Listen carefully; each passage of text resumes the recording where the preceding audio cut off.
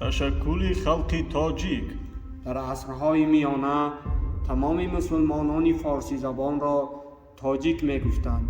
در تمام مأخذهای علمی و تاریخی مردمانی که در ایران زمین غیر ترک و عرب بودند تاجیک نامیده می شدند. وطنگاه و جایگاه سکونتی دائمی آنها در حدود آسیای مرکزی و تمام ایران و افغانستان کنونی بود. در مجموع ایران تباران مسلمانان فارسی زبان با نام عمومی تاجیکان شناخته می شدند. خلق تاجیک از کدام مردمان و چگونه به وجود آمد؟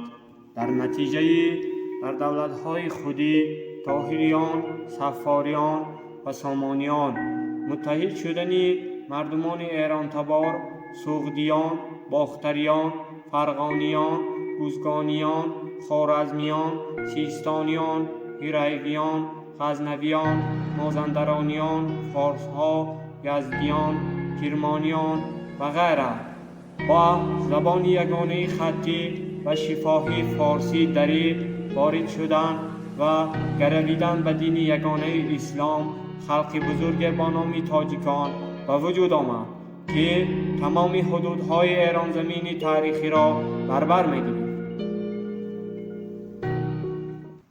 اصطلاح فارس تاجیک چی معنی دارد؟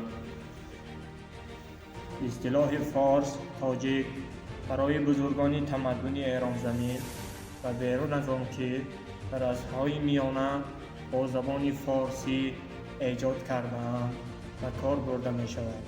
از آن سبب که در گذشته تمام فارسی زبانان ایران تباران با نام تاجیک شناخته می شدند.